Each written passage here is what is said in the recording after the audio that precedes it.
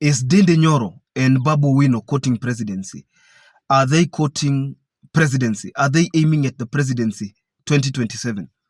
I'm doing this video in regards to a post that was done by Babu Owino this morning on his official Twitter and Facebook page, citing that they are the future. He posted a photo of himself and Ndindi Nyoro, saying that we are looking at the future. And you understand that as things happen, people are very tired of the current leaders, and the current crop of voters are not so much inclined to vote for status quo. That's why you saw what happened with the Gen Z on June 25th, 2024.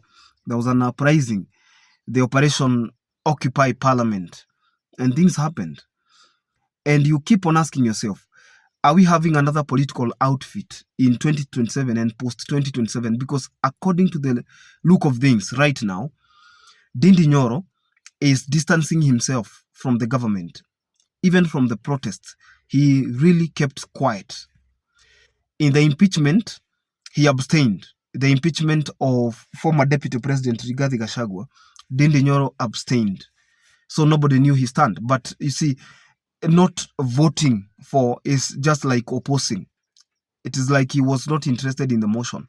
He did not participate. And most people, according to people of Mount Kenya, he did not participate in the onslaught of the former Deputy President Rigathi Gachagua. Now, the same thing happened to Babu Owino. Babu Owino did not participate. He abstained. So these are two leaders holding a lot of potential, at the same time, a lot of influence. You see, before Ndindi Nyoro fell out, in quotes, with President William Ruto, he was all over the country. He was doing donations here, fundraisers there, and he was doing that in choppers, in government choppers. He was sponsored. But he later realized he was being used as a decoy. And I think they used and dumped him. So right now, they are just communicating. And you know, in politics, nothing happens out of mere coincidence. Most times, these things are well planned and they have an agenda. And if you look at Babu Owino, I hope you are not affected by the rain. It is raining outside. I don't know whether it is raining where you are watching from.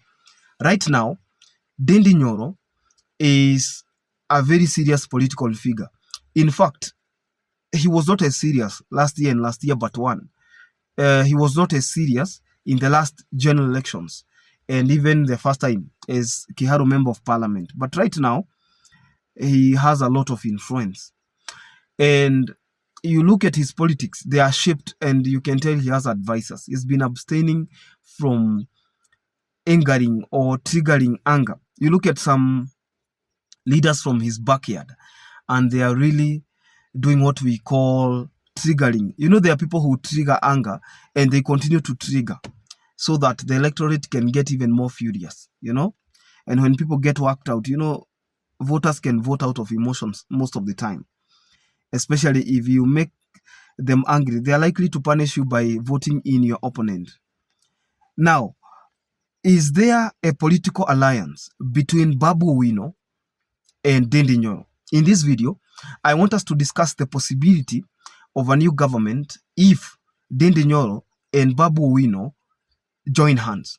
But before then, if you're watching us for the first time, this is Nyero. You can hit the subscribe button, enable the notification bell, and any other time we upload a new video, YouTube will automatically notify you. And to the subscribers, thank you so much. We are now on the 30,000 subscribers march. We are headed there. Maybe today, maybe tomorrow. We are 29.99 something, 0.9 something. So less than 100 people, and then we'll be at the 30,000 mark. And you see, it is good to know what is happening in your country. When you hold that kind of patriotism, you want to ask yourself, what is happening? What could happen in the future? I want to help you understand what could be happening. I am privileged to have sat down with Ndindi Nyoro. I will share the photos.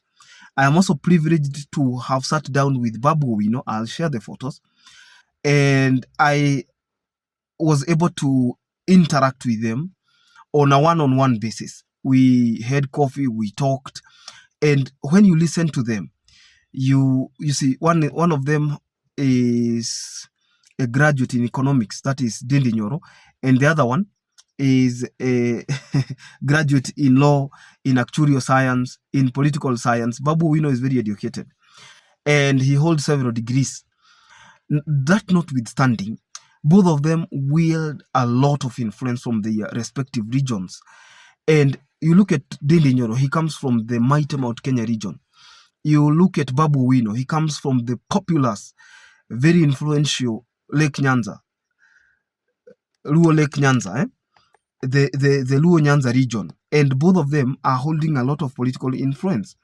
And are they able to tackle down? Are they able to bring down the government of President William Ruto if they join hands? Yes and no. I will explain. Now, if you look at what we are having as voters, most people do not vote in governments based on manifestos. Most people do not vote in governments, especially in most parts of Africa. Most people do not vote in governments. They vote out their frustrations. If people are looking for an alternative, they are not looking for alternatives most of the time because those alternatives are the best. If you watch the voting patterns in Africa, you look at a country, most countries had their recent elections. You look at their voting patterns and you realize maybe the incumbent angered them. The incumbent was not able to deliver. And what they did was to ensure that the incumbent did not get back to power. The same thing happened in 2022 in Kenya. Most people argue that Raila Odinga was supposed to be the best candidate. But because they were frustrated by then President Uhuru Kenyatta, they decided to punish the duo by voting in William Ruto. Otherwise, they did not vote in William Ruto because he was the best candidate. Do you understand? So there is that burden of incumbency. Irrespective of who became president, I can assure you, even if it was Raila who took the presidency, right now, people would still be angry. Because, you see, there is no that president unless that president is going to give you a position directly. Unless you're going to benefit directly from the presidency. There is no president that will come and make life easier. You see, life is supposed to be lived in phases. And in every election, the cost of living keeps on hiking. After every 5 years, you see the price of commodities, because of inflation and other factors, the price of commodities, the cost of living will keep on increasing, irrespective of who is president. So people combine those frustrations. And then there is that kind of optimism that people have when one becomes president, especially if they supported that president. And that optimism is cut short immediately when those people realize that the incumbent has so many things to deal with. So after all those frustrations are added together, it happens that people become angry, people become frustrated, and at the end of the day, they are likely to vote that government out. So this administration has very many enemies. And some of these enemies, people are combining frustrations. If you ask maybe somebody, why are you angry with this government?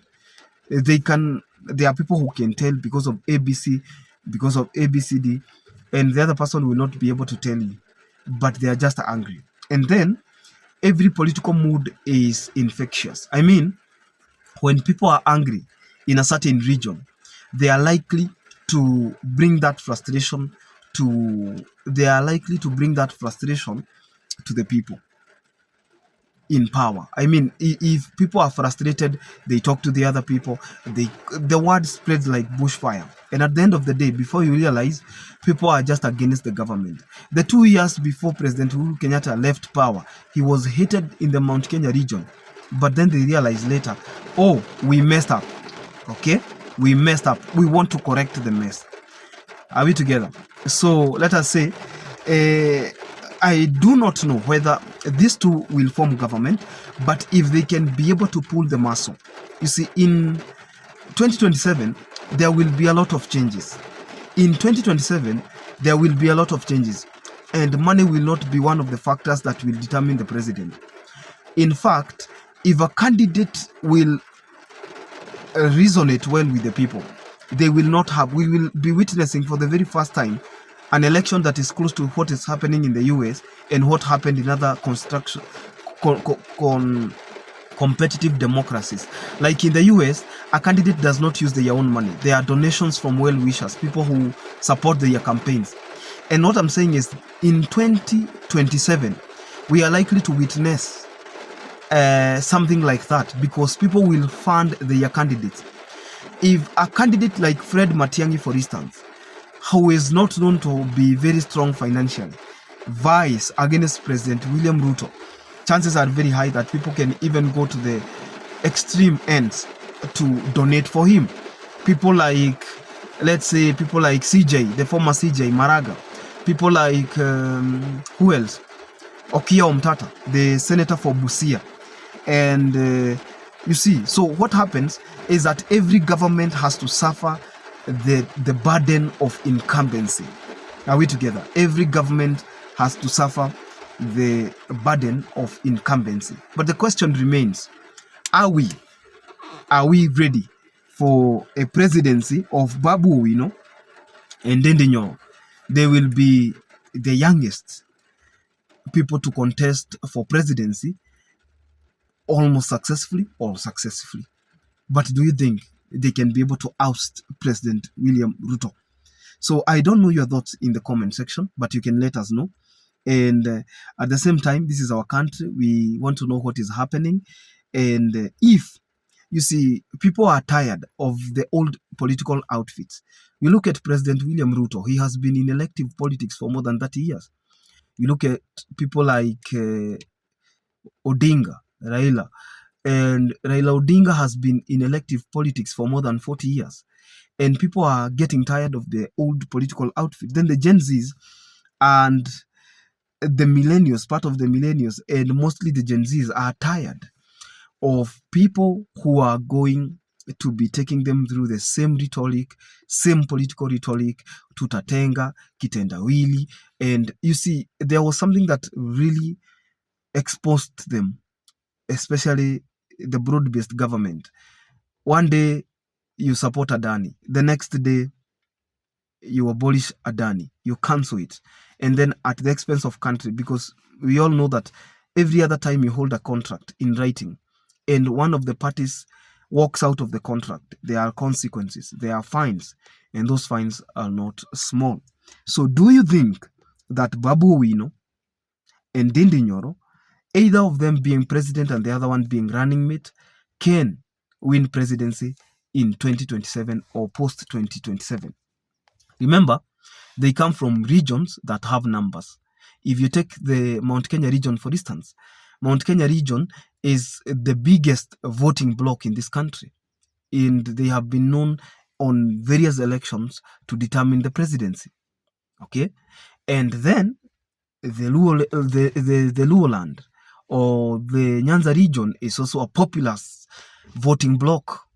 And if two of them join hands, and remember, these two political outfits enjoy support from different regions across the board.